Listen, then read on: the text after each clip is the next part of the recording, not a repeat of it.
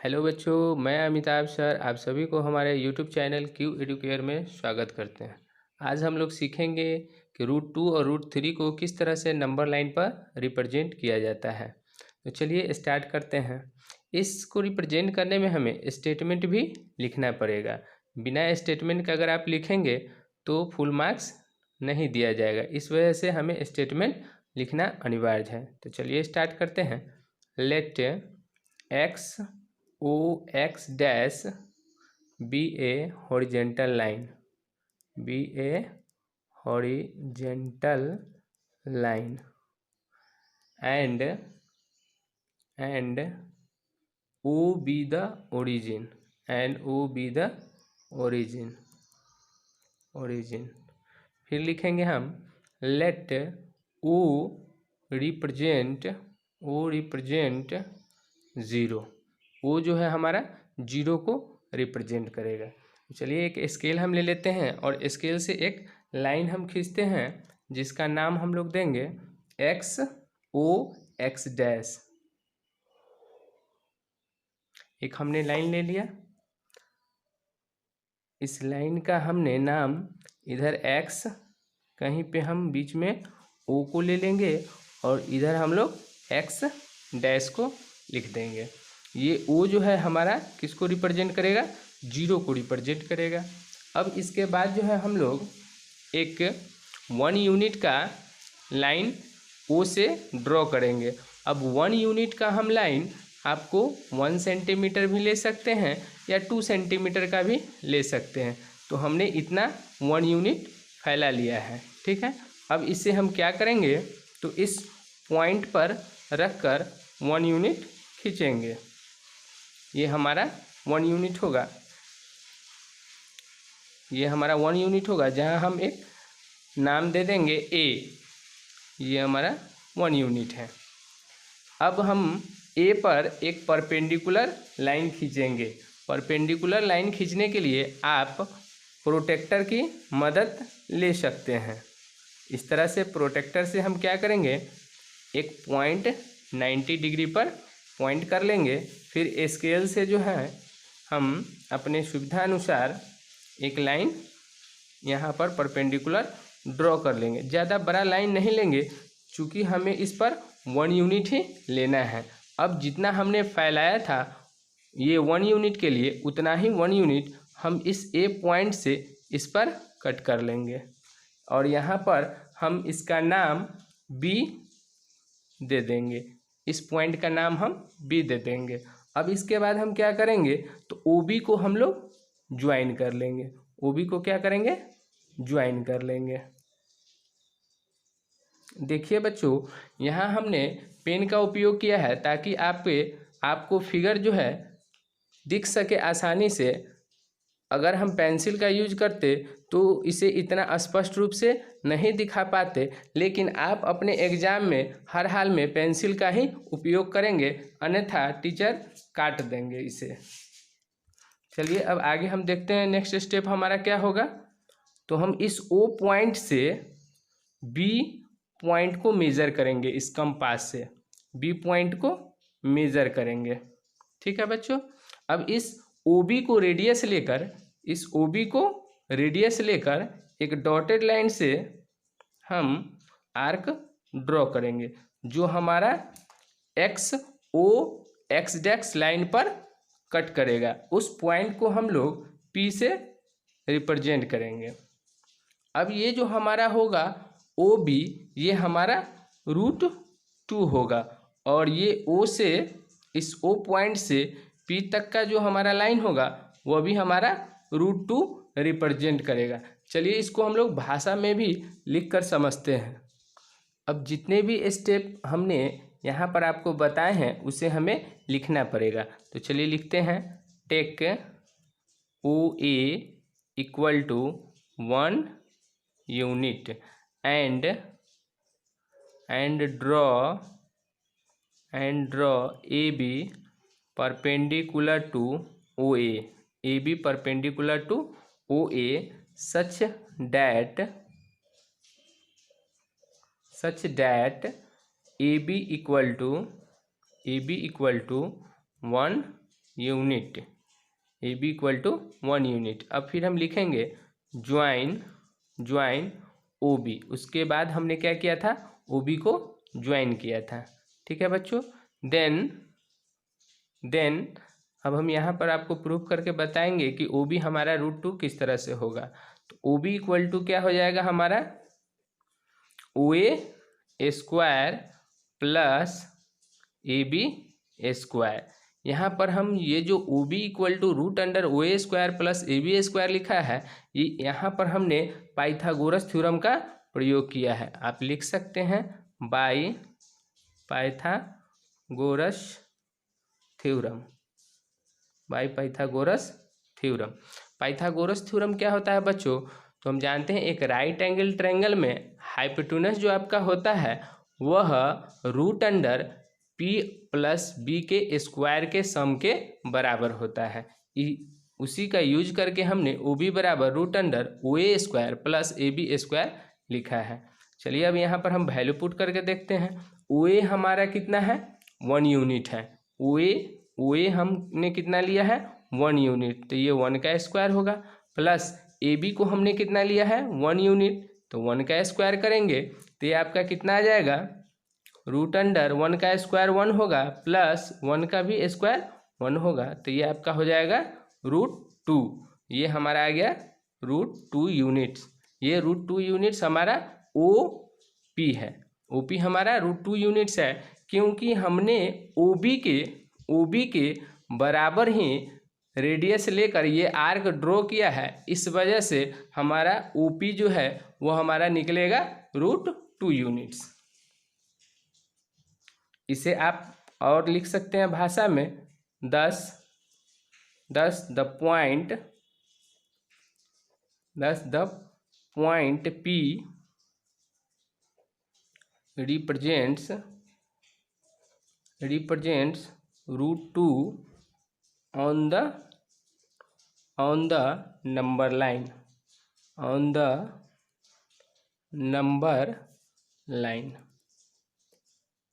अब हमें √3 ड्रॉ करना है, तो बच्चों √3 ड्रॉ करने के लिए हर हाल में आपको √2 ड्रॉ करना ही होगा। बिना √2 ड्रॉ किए हुए आप √3 ड्रॉ नहीं कर सकते हैं। अब √3 को ड्रॉ करने के लिए हमें ओ बी पर एक परपेंडिकुलर लाइन खींचना होगा। यहाँ भी आप क्या कर सकते हैं, तो प्रोटेक्टर की मदद से ओ बी के एक परपेंडिकुलर लाइन हमें खींचना है। किसके परपेंडिकुलर, तो ओ बी के परपेंडिकुलर एक लाइन आपको खींचना होगा, जो हम इस तरह से खींच लेंगे। इस तरह से हम ओ बी के परपेंडिकुलर एक लाइन खींच लेंगे और फिर हमें बी से 1 यूनिट का जो हमने ओ ए जितना लिया था उतना ही 1 यूनिट का हमें एक इस लाइन पे एक पॉइंट कट कर लेना होगा, जिसका नाम हम लोग सी दे देते हैं। अब फिर हम क्या करेंगे, तो इस ओ और सी को ज्वाइन करेंगे। इस ओ सी को हमने ज्वाइन कर लिया। ये हमारा परपेंडिकुलर होगा। ये जो बी सी है ये हमारा ओ बी पर परपेंडिकुलर है। अब फिर हम क्या करेंगे, ओ सी के बराबर हम यहाँ इसको फैला लेंगे। इसे हम ओ सी के बराबर फैला लेंगे, मेजर करके इसको ओ सी के बराबर फैलाकर फिर यहाँ से ओ सी को रेडियस मानकर हम एक आर्क ड्रॉ करेंगे। वो आर्क हमारा x लाइन पर जाकर मीट करेगा, जिसे हम लोग Q से रिप्रेजेंट कर देंगे। तो ये हमारा O से लेकर Q जो हमारा लाइन होगा वो हमारा √3 को रिप्रेजेंट करेगा। OQ हमारा √3 को रिप्रेजेंट करेगा। अब फिर हमें इसे भाषा में भी लिखकर बताना होगा, तो चलिए हम इसको लिख लेते हैं भाषा में। फिर यहाँ हम लिखेंगे बच्चों कि नाउ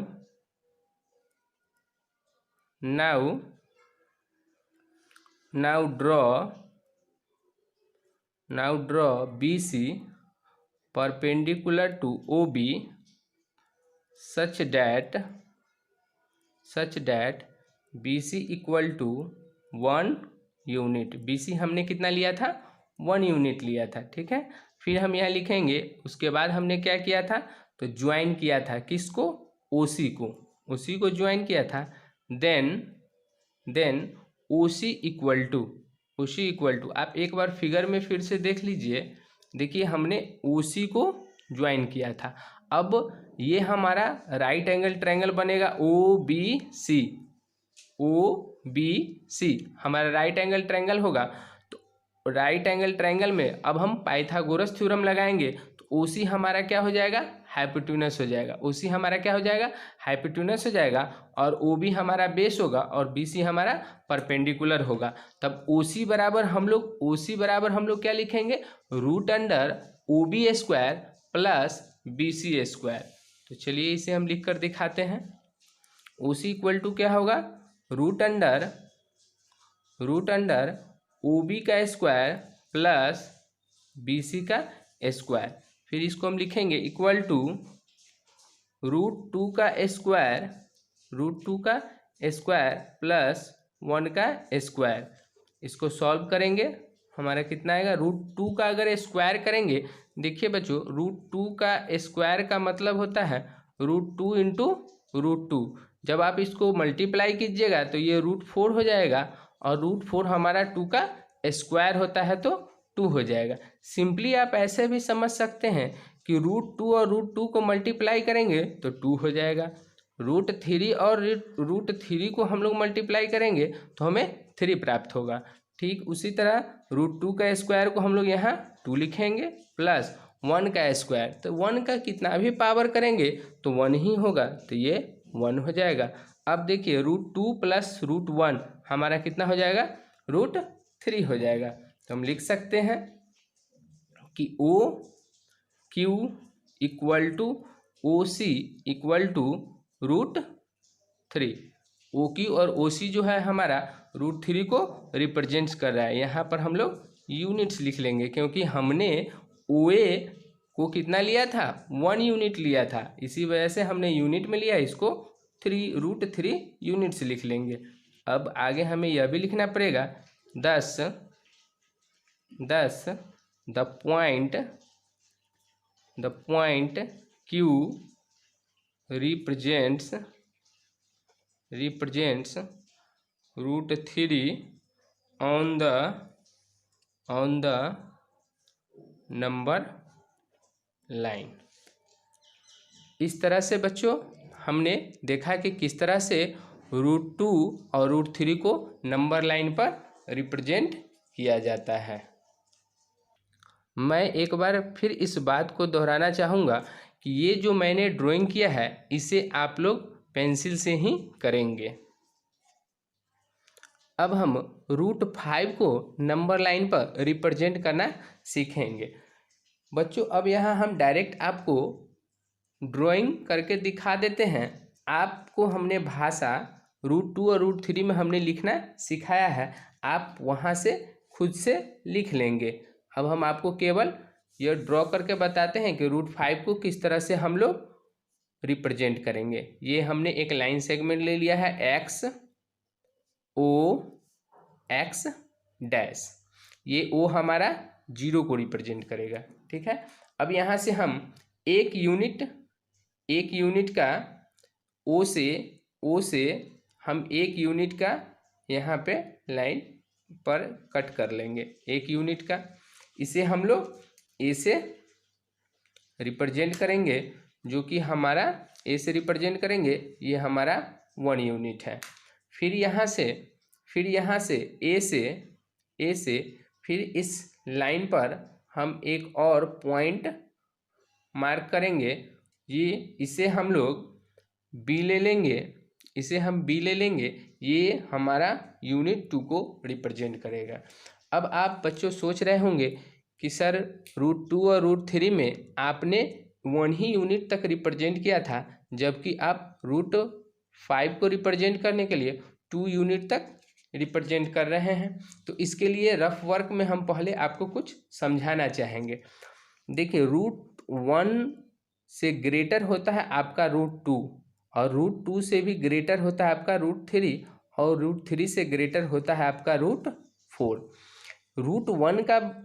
√1 जो होता है आपका 1 के बराबर होगा और √1 से आपका क्या होगा, √2 ग्रेटर है, √3 ग्रेटर है और √4 का वैल्यू आपका हो जाएगा 2। यहाँ से हम क्लियरली यह देख पा रहे हैं कि √2 और √3 का जो वैल्यू है वह 1 और 2 के बीच में लाई करेगा। इस वजह से हमें परपेंडिकुलर लाइन जो खींचना पड़ता है वह 1 पर खींचना पड़ता है √2 और √3 को रिप्रेजेंट करने के लिए। लेकिन जब हम लोग को √5 को रिप्रेजेंट करना होगा तो वो देखिए √4 से ग्रेटर है हमारा √5, फिर उससे भी ग्रेटर √6, √7, √8 और √9। अब एक चीज़ समझेंगे, √4 का वैल्यू होगा 2 और √9 का जो वैल्यू होगा वो आपका हो जाएगा 3। तो इट मीन्स √5, √6, √7 और √3 आपका 2 और 3 के बीच में लाई करेगा। इस वजह से इन सभी नंबर्स को नंबर लाइन पर रिप्रेजेंट करने के लिए आपको 2 पर ही परपेंडिकुलर लाइन खींचना होगा। 2 पर ही आपको परपेंडिकुलर लाइन खींचना पड़ेगा। एक बात और समझ लेते हैं, देखिए अगर √3 हमें रिप्रेजेंट करने के लिए अगर कहा जाता है तो हर हाल में आपको √2 रिप्रेजेंट करना पड़ेगा, उसके बाद ही आप √3 को रिप्रेजेंट कर सकते हैं। उसी तरह अगर √8 को रिप्रेजेंट करने के लिए अगर पूछ लिया जाता है तो पहले आप √5 को दिखाएंगे, फिर √6, फिर √7 और उसके बाद आप लोग √8 को रिप्रेजेंट करेंगे। अगर हम √10